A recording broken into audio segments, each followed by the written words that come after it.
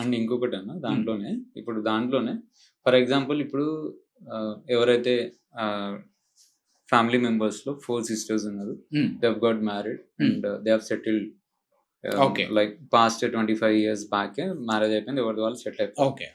So ఈ all of a sudden ఇప్పుడు వచ్చి ఒక 20 years తర్వాత వచ్చి అడిగిండ్రు, రైట్. సో ఆ 20 years గ్యాప్ తర్వాత కూడా అది అప్లికబుల్ అవుతుంది. ఇక్కడ మీరు అన్నది ఆడపడుచులు వచ్చేసి 25 ఏళ్ళ తర్వాత 2000లో వాళ్ళ పెళ్లిళ్ళు అయ్యి వెళ్ళిపోయిన అత్తగారింటికి వెళ్ళిపోయినారు అన్నారు. మీ ప్రశ్నకు సంబంధించినది నేను విడమరి చేసి 2000 సంవత్సరంలో పెళ్లి అయింది, ఎవరి అత్తగారింటికి వాళ్ళు వెళ్ళిపోయినారు, వాళ్ళ కుటుంబంతో ఉన్నారు, అంతే కదా. సో ఇప్పుడు వచ్చేసి 2026లో వాళ్ళకు మాకు భాగం కావాలి, ఆస్తిలో వాటా కావాలి అని అడుగుతున్నారు, చెల్లుతుందా అని అడుగుతున్నారు, అంతే కదా. సో ఇక్కడ సెక్షన్ 6 మార్పులు చేర్పులు జరిగినాయి అనమాట. సెక్షన్ 6 దాని పరంగా వీళ్ళు ఆ 6 సెక్షన్ 6 పరిధిలోకి వస్తారా రారా, అది లిట్మస్ టెస్ట్, అది టెస్ట్ అంటారు.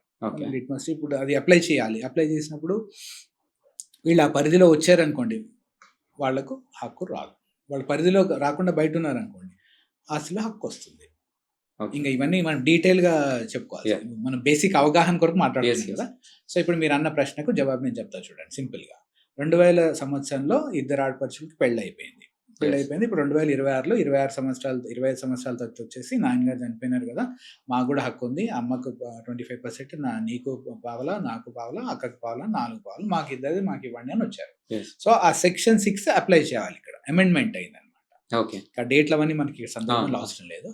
ఆ సెక్షన్ 6 వీళ్ళకి అప్లై చేస్తే వీళ్ళు ఆ సెక్షన్ 6లో వచ్చారనుకోండి వాళ్ళకి వస్తుందా రాదా అని డిసైడ్ చేసేసి మనం వస్తుందని అంటే వస్తుంది, రాదంటే రాదు, హక్కు మాత్రం ఉంటుంది. ఓకే.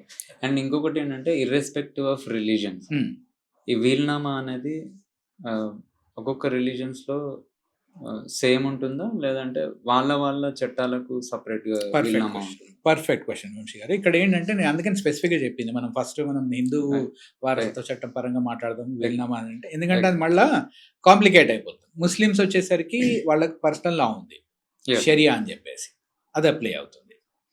క్రిస్టియన్స్ వచ్చేసి ఇప్పుడు 3 రిలీజన్స్ అందాం మనం, హిందువులు, ముస్లిమ్స్, క్రిస్టియన్స్. వీళ్ళకు ఇండియన్ సక్సెషన్ యాక్ట్ 1925 అప్లై అవుతుంది. అట్లా. సో అది మనం సపరేట్ టాపిక్ మళ్ళీ పాడ్కాస్ట్ చేద్దాం అది. సో ఎవరి రిలీజన్ వాళ్ళకి స్పెసిఫిక్ లా ఉన్నదన్నమాట, స్పెసిఫికేషన్స్ ఇచ్చారు అక్కడ. వాళ్ళకు ముస్లిమ్స్ లాకి వచ్చేసరికి ముస్లింలో కొన్ని ఎక్సెప్షన్స్ ఉన్నాయి, వాళ్ళకి రెస్ట్రిక్షన్స్ ఉన్నాయి, ఇట్లా చేయాలి, ఇంతవరకే ఉందని చెప్పి. మన దాంట్లో నేను 100 రూపాయలు ఉన్న దగ్గర లేదా 10 ప్రాపర్టీలు ఉన్నాయి, 10 ప్రాపర్టీలు నేను వీల్నామా చేయవచ్చు. అట్లా. అండ్ ఇంకొకటి అన్న లైక్ ఇప్పుడు వీల్నామాలో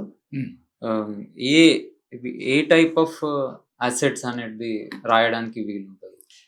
ఇలా టైప్ ఆఫ్ అసెట్స్ అని అంటే 2 ఆస్తులు ఉంటాయి, ఒకటి మూవబుల్, ఒకటి ఇమ్మూవబుల్. స్థిర, చరాస్తులు. స్థిర అంటే ఫిక్స్డ్, ఇళ్ళు, బిల్డింగ్లు, చెట్లు. చరాస్తులు అంటే ట్రావెలింగ్, కార్లు, vehicles, bank loans, deposits, shares, ఇవన్నీ. సో నాకు ఏ ఆస్తులు ఉన్నాయో లా ప్రకారంగా నేను ఇప్పుడు నాకు 100 ఆస్తులు ఉన్నాయి అనుకోండి, ఏమున్నాయి ఎట్లా వచ్చినాయని చెప్పాలా, లీగల్, ఇల్లీగల్ అవన్నీ ఉన్నాయి కదా. సో దాని ప్రకారంగా ఆ లిస్ట్ అన్ని ఇవ్వాలి, స్థిరాస్తులు, చరాస్తులు, movable property, immovable property list ఇచ్చేసి డిస్ట్రిబ్యూట్ చేస్తాం. అండ్ ఇంకొకటి అన్న లైక్ ఇప్పుడు వీలు అనేది మామూలుగా మనం ఇంతకుముందు నేను చెప్పినట్టు ఒక వైట్ పేపర్ మీద రాసి ఇచ్చారు. సో దానికి ఈ వీలుకు మ్యాండేట్గా రిజిస్ట్రేషన్ అనేది తప్పనిసరిగా? చాలా మంచి ప్రశ్న వంశీ. సో ఇక్కడ ఏంటంటే సెక్షన్ 17, సెక్షన్ 18, 1718 కింద కొన్ని దస్తావేజులు డిస్కస్ చేయడం జరిగింది, మాట్లాడడం జరిగింది. ఈ దస్తావేజు ఖచ్చితంగా రిజిస్ట్రేషన్ చేయాలి, స్టాంప్ డ్యూటీ కట్టాలి. ఈ దస్తావేజ్ చేసే మినహాయింపు ఉంది. రెండో కేటగిరీకి సంబంధించింది వీల్నామా.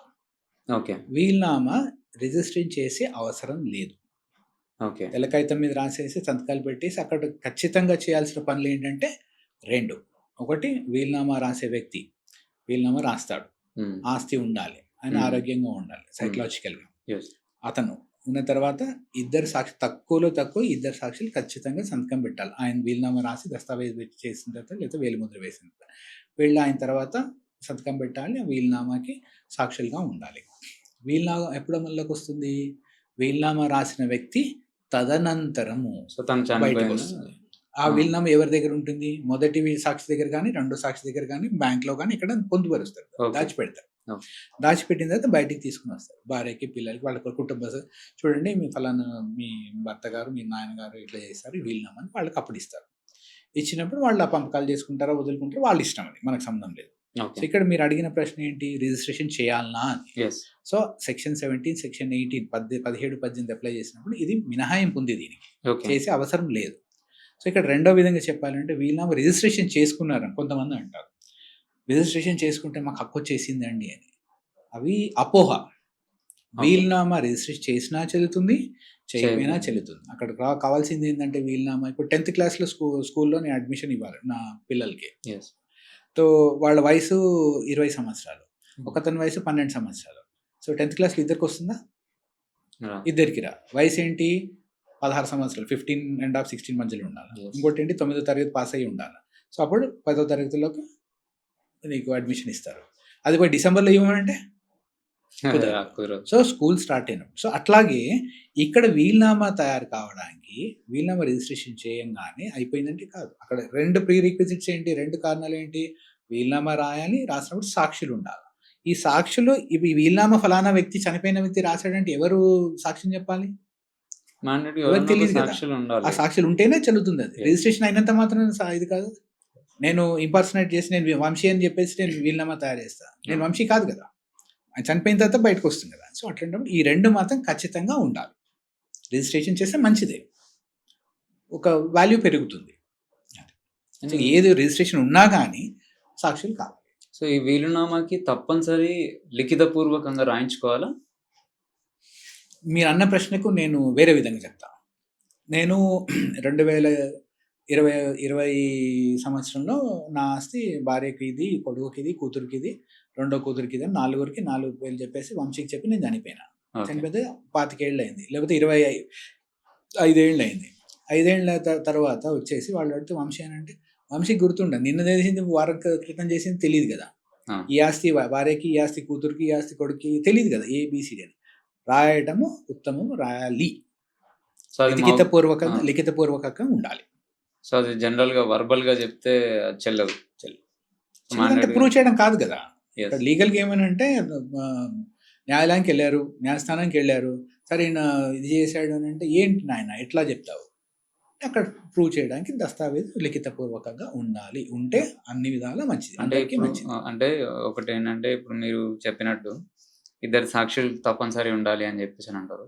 ఇప్పుడు పెద్ద మనిషి ఉన్నాడు, ఒక ఇంట్లో ఫ్యామిలీలో పెద్ద మనిషి ఉన్నాడు. రైట్. ఆ పెద్ద మనిషి వేరే అంటే కుటుంబానికి సంబంధించిన వేరే ఇంకొక పెద్ద మనుషుల మధ్యలో అరే నేను సో అండ్ సో అసెట్ నేను వీనికి ఇద్దాం అని చెప్పేసి అనుకుంటున్నా అని చెప్పేసి చెప్పిండ్రు.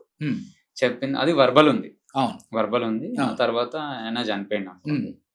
సో అప్పుడు తదనంతరం ఆయన చనిపోయిన తర్వాత ఏదైనా డిస్ప్యూట్స్ వస్తాయి. సో ఈ పెద్దలు ఎవరైతే ఉన్నారో వాళ్ళ సాక్ష్యాలు చెల్లడానికి ఏమైనా ఛాన్సెస్ ఉంటాయా? ఇప్పుడు ఒక విషయం వీలునామా ఇదేంటి వ్యక్తి చనిపోయిన తర్వాత వీలునామా వచ్చింది అని అనుకున్నాం, లిఖితపూర్వకం ఉంటే చూపిస్తాము, ఇది అది అంటాము, ఏదో సెటిల్ చేసుకుంటాము. ఆ ఫలానా వ్యక్తి వాళ్ళ తాతయ్యో మామయ్యో బాబాయో ఎవరో ఆయన ఏమంటాడు? ఇప్పుడు ఆయనకు సంబంధించిన బంధువు ఉన్నాడు అనుకో, అల్లుడో ఏదో అయి ఉంటాడు ఈ అబ్బాయి, లేకపోతే కోడలు అయి ఉంటుంది. ఆయన మంచిది ఆయన తీసుకోవడానికి చూస్తాడు. అంటే నేను వాస్తవాలు చెప్తున్నాను, రియల్ లైఫ్ సిచ్యువేషన్ ఇది డిఫరెంట్ కదా. అట్లాంటి అవకాశాలు ఉంటాయి. అందరూ ఏకీభవించారనుకోండి, ఎవరితో పోలీస్ అవసరం లేదు, కోర్టు అవసరం లేదు కదా, సెటిల్ అయిపోతుంది. అది సెటిల్మెంట్, అంతే కదా. సో ఆల్వేస్ ఖచ్చితంగా లిఖితపూర్వకంగా ఉంటే అందరికీ మంచిది.